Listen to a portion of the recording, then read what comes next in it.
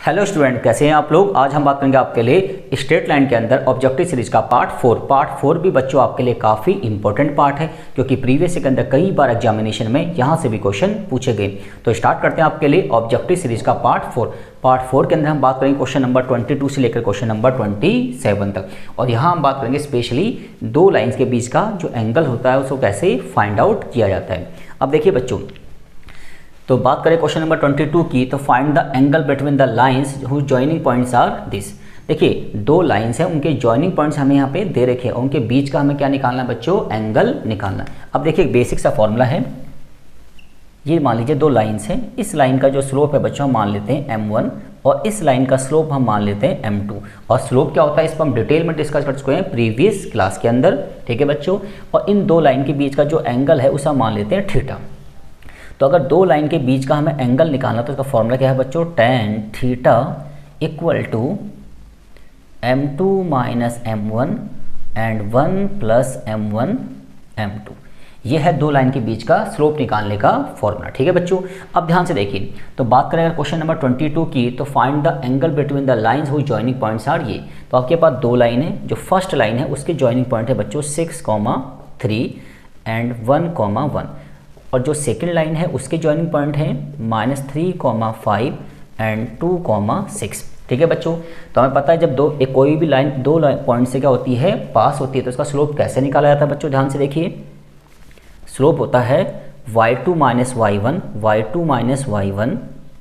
And x2 minus x1। तो first line का slope आ जाएगा 2/5।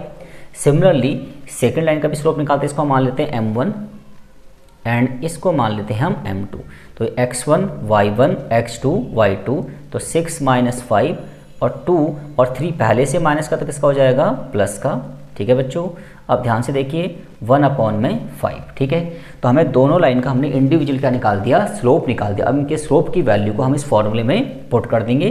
तो ध्यान से देखिए बच्चों, अब देखिए tan theta equal to m2 कितना है आपका, देखिए 1/5 माइनस का m1 कितना है 2/5 एंड 1 प्लस में 1/5 इंटू में 2/5, ठीक है। अब इसको कैलकुलेट कर लेंगे बच्चों, ध्यान से देखिए। तो एलसीएम सेम है, तो ऊपर क्या आएगा बच्चों, ध्यान से देखिए, माइनस का 1/5, नीचे 5 जा 25 की 1 में करेंगे और प्लस 2 करेंगे, तो 27/25।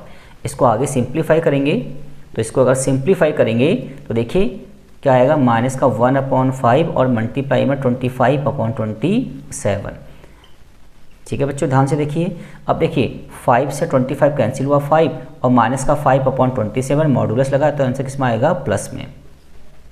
तो tan थीटा की वैल्यू आ गई 5/27। तो कौन सा ऑप्शन ठीक है बच्चों, आपका बी ऑप्शन बिल्कुल करेक्ट है। अब बात करते हैं क्वेश्चन नंबर 23 की। If the angle between the two lines is π/4, दो लाइन्स का जो एंगल है बच्चों वो क्या है, π/4 है, and the slope of the line is 1/2। तो एक लाइन का स्लोप कितना है, 1/2 है, और find the slope of other line. तो देखिए आपके पास दो लाइन्स है, उन दो लाइन्स के बीच का जो एंगल है वो π/4 दे रखा है, और उन दो लाइन में से एक लाइन का स्लोप आपको दे रखा है 1/2, और हमें सेकंड लाइन का क्या निकालना है बच्चों, स्लोप निकालना है। अब इसको डिटेल में समझते हैं, ध्यान से देखिए। देखिए फॉर्मूला हमारा सेम रहेगा बच्चों। तो देखिए जो हमारा दो लाइन के बीच का जो एंगल है वो π/4 है, इट्स मीन्स tan थीटा का मतलब है π/4। और हम मान लेते हैं कि जो फर्स्ट लाइन है उसका स्लोप है 1/2 और सेकंड लाइन का स्लोप हमें निकालना है। इट्स मीन्स हम मान लेते हैं कि m1 हमें गिवन है 1/2 और m2 हमें फाइंड आउट करना है। अब ध्यान से देखिए, तो हम लिखेंगे m2 माइनस का 1/2 एंड 1 प्लस में 1/2 और m2, ठीक है बच्चों। अब इसको सिंप्लीफाई करेंगे, tan π/4 का मतलब tan 45 होता है, इसकी वैल्यू क्या होगी आपकी 1। अब ध्यान से देखिए, इसको सिंप्लीफाई करते हैं, 2m2 माइनस 1/2, और यहाँ देखिए इसका एलसीएम लेंगे तो 2 प्लस में m2/2, 2 से 2 कैंसिल हो गया, तो 1 इक्वल टू 2m2 माइनस 1 और 2 प्लस m2। और हमें पता है बच्चों कि जब भी मॉड को हटाते हैं तो क्या लिखते हैं, इसको प्लस माइनस में लिखते हैं, तो प्लस माइनस 2m2 माइनस 1 और 2 प्लस में m2। ठीक है बच्चों, अब इसको एक बार प्लस में कंसीडर करेंगे, एक बार माइनस में। तो अगर प्लस में कंसीडर करेंगे तो 1 इक्वल टू 2m2 माइनस 1 और 2 प्लस m2। अब क्रॉस मल्टीप्लाई कीजिए बच्चों, क्या आएगा 2 प्लस में m2 और 2m2 माइनस 1, ये माइनस का 1 यहाँ जाके प्लस का हो जाएगा तो 3 आ जाएगा, और 2m2 में से m2 गया तो क्या आ जाएगा बच्चों m2। तो स्लोप ऑफ सेकंड लाइन कितना आ गया 3। अब इसको एक बार करते हैं नेगेटिव में कंसीडर करते हैं, तो क्या लिखेंगे 1 इक्वल टू माइनस का 2m2 माइनस 1 एंड 2 प्लस में m2। ठीक है बच्चों, तो ये माइनस का 1 यहाँ लगा दीजिए, और 2 की इसमें करेंगे तो माइनस का 2, फिर इसमें करेंगे तो माइनस का m2, और हो जाएगा 2m2 माइनस 1। ठीक है बच्चों, अब माइनस के 1 को यहाँ लेके जाएंगे तो कितना हो जाएगा बच्चों, ये प्लस का 1 हो जाएगा, तो ये माइनस का 1 आ जाएगा, और यहाँ जाके हो जाएगा 3m2। ठीक है बच्चों, अब ये 3 कहाँ जाएगा बच्चों, इसके नीचे जाएगा। क्लियर हो गया आपका, तो क्या आ जाएगा आपका माइनस का 1/3m2। ठीक है, तो ये आपका ऑप्शन आ गया। तो स्लोप ऑफ सेकंड लाइन क्या हो गया, या तो 3 आएगा या तो माइनस का 1/3 आएगा। तो कौन सा ऑप्शन ठीक है बच्चों, आपका ए ऑप्शन बिल्कुल करेक्ट है, 3 और माइनस का 1/3। ठीक है बच्चों, तो इस तरीके से हमारा ये क्वेश्चन क्लियर हो गया। अब बात करते हैं क्वेश्चन नंबर 24 की। तो 24 क्या बच्चों, the slope of a line is 3 time the slope of another line. एक लाइन का जो स्लोप है वो दूसरी लाइन के स्लोप से 3 टाइम्स ज़्यादा है। ठीक है जी, if the tangent of the angle between them is 1/2, it's mean tan theta की वैल्यू हमें 1/2 दे रखी है। तो find the slope of lines, तो उन दोनों लाइंस का हमें क्या निकालना है, स्लोप निकालना है। अच्छा क्वेश्चन है बच्चों, ध्यान से देखिए। देखिए, तो हमें बता रखा है कि एक लाइन का स्लोप दूसरी लाइन के स्लोप से 3 टाइम्स ज़्यादा है। तो लेट मान लेते हैं slope of first line m1 और स्लोप ऑफ सेकंड लाइन वो इसका 3 टाइम्स है। क्लियर हो गया आपका। इट्स मीन हम कह सकते हैं कि m1 तो m1 ही है और जो m2 है वो 3m1 के बराबर है, और इन दोनों के बीच का जो टेंजेंट है वो कितना दे रखा है, 1/2 दे रखा है। इट्स मीन tan थीटा की जगह आ जाएगा 1/2 इक्वल टू, अब देखिए m2 का मतलब तो हो गया 3m1, और m1 तो हमारा m1 है ही, और अपॉन में 1 + 3m1 × m1। ठीक है जी, अब इसको सिंप्लीफाई करेंगे बच्चों। हमें पता है कि मॉड को हटा के क्या लिखते हैं, प्लस माइनस लिखते हैं। तो ऊपर आ जाएगा आपका 2m1 और नीचे 1 प्लस में 3m1 का स्क्वायर। ठीक है बच्चों, और एक बार पॉजिटिव कंसीडर करेंगे, एक बार नेगेटिव। तो एक बार जब पॉजिटिव कंसीडर करेंगे बच्चों, ध्यान से देखिए, क्रॉस मल्टीप्लाई कीजिए, कितना आएगा 1 + 3m1 का स्क्वायर, और यहाँ हो जाएगा 4m1। अब इसको सिंप्लीफाई करते हैं, 3m1 का स्क्वायर, ये प्लस का किसका हो जाएगा, माइनस का, और ये प्लस का ही रहेगा, इक्वल टू 0।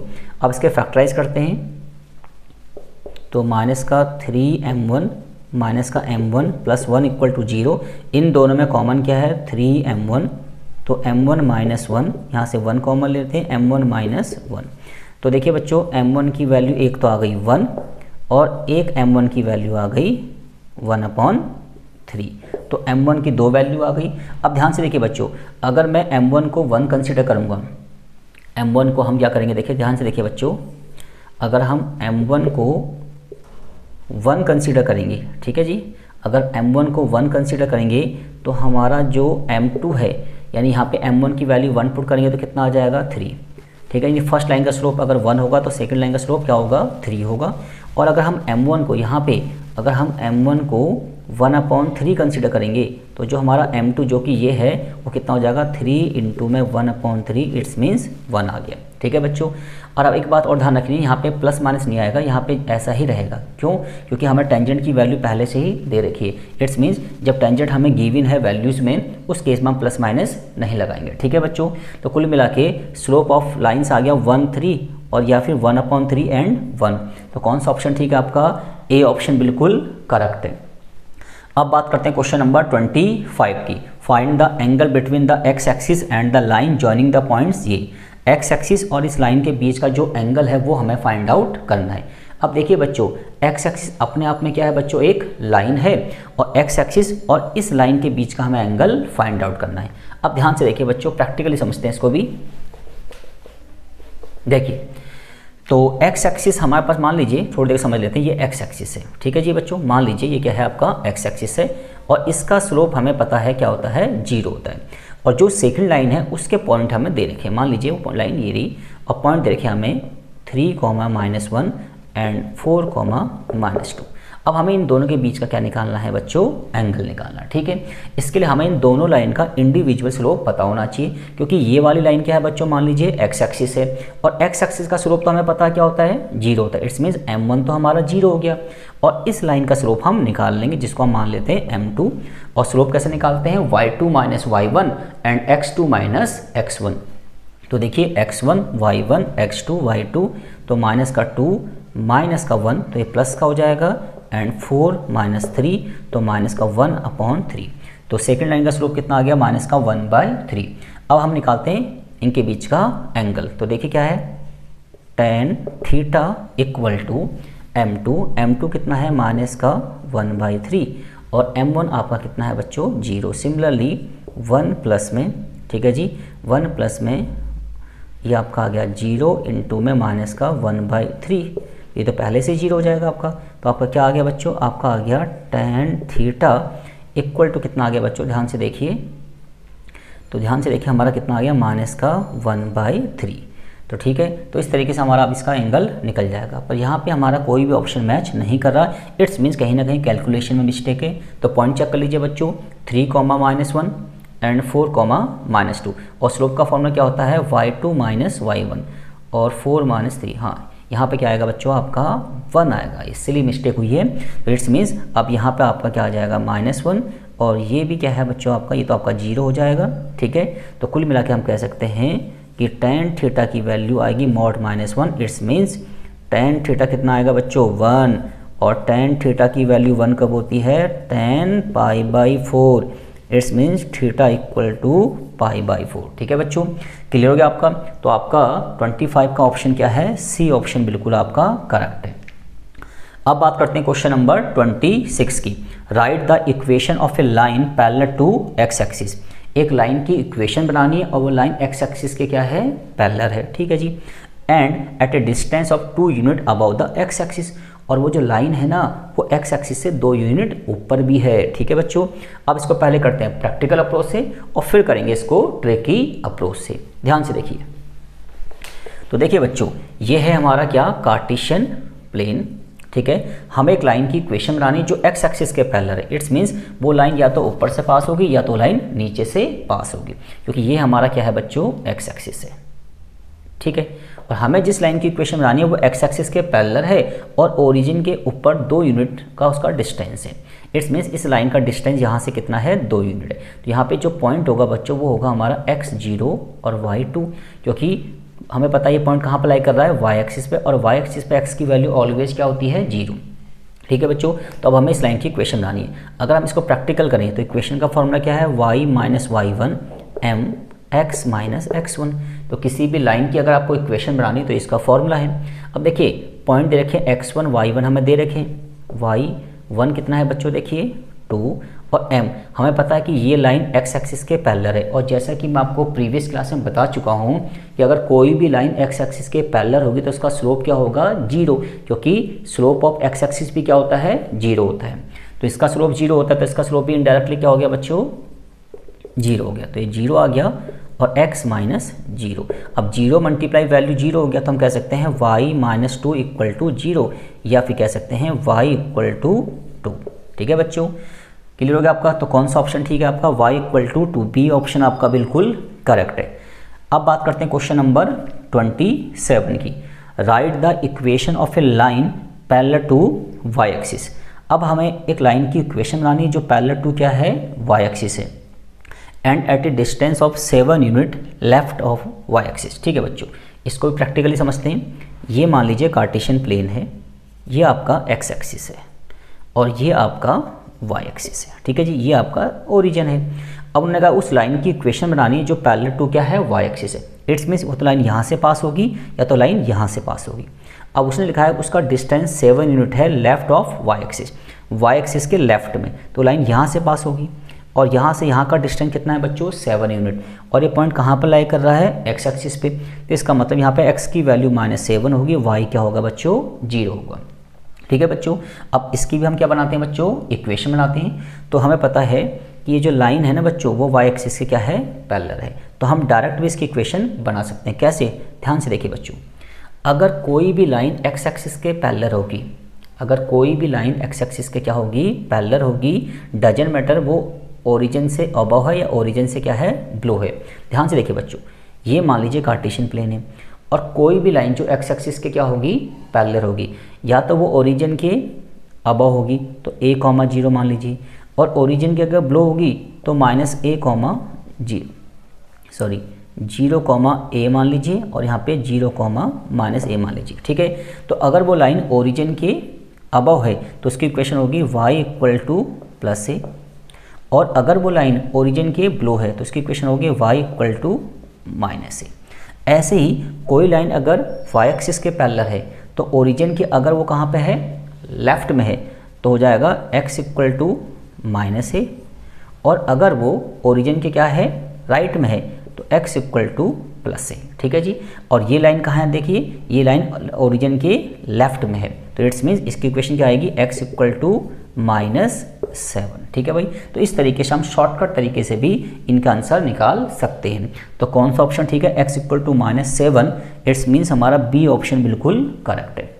बस हमें ध्यान ये रखना है कि वो लाइन x एक्सिस के पैरेलल है या फिर लाइन y एक्सिस के पैरेलल है। ठीक है, एक बार प्रैक्टिकली और समझ लीजिए बच्चों, जैसे मान लीजिए मैंने आपसे कहा ये कार्टेशियन प्लेन है और एक लाइन है वो x एक्सिस के अबव है और b यूनिट के डिस्टेंस पर है, तो इसका मतलब 0,b हो गया। ठीक है भाई, और अगर वो लाइन x एक्सिस के पैरेलल है पर x एक्सिस से नीचे है तो लाइन यहाँ पे जाएगी और उसका डिस्टेंस मान लीजिए b है, तो हम मान लेंगे 0,-b। ठीक है बच्चों, तो अब ध्यान दीजिए, अब हमें इस लाइन की इक्वेशन बनानी है तो हम डायरेक्ट कर सकते हैं y = +b, और इसकी इक्वेशन बनानी है तो y = -b। सिमिलरली अगर ये क्या है आपका कार्टेशियन प्लेन है और कोई लाइन y एक्सिस के पैरेलल, तो लाइन यहाँ से पास हो सकती है या तो यहाँ से पास होती है, और इसका डिस्टेंस मान लीजिए क्या है a यूनिट है, या तो लेफ्ट या तो फिर राइट। लेफ्ट में बोलेंगे तो -a,0, और राइट में बोलेंगे तो +a,0, तो इसकी इक्वेशन हो जाएगी x = -a जब लाइन क्या होगी y एक्सिस के लेफ्ट में होगी, और अगर राइट में होगी तो x = क्या होगा +a, और -a का मतलब है यहाँ पे जो डिस्टेंस यहाँ से यहाँ का दिया होगा। ठीक है बच्चों, तो इस तरीके से हमने स्ट्रेट लाइन के ऑब्जेक्टिव सीरीज का पार्ट 4 भी बच्चों कंप्लीट कर लिया, और उम्मीद है कि चीज़ें आपको समझ में आ गई होंगी। और स्टूडेंट, अगर आपको मेरी वीडियो अच्छी लगी तो इसको लाइक कीजिए, शेयर कीजिए एंड सब्सक्राइब कीजिए। Thank you guys.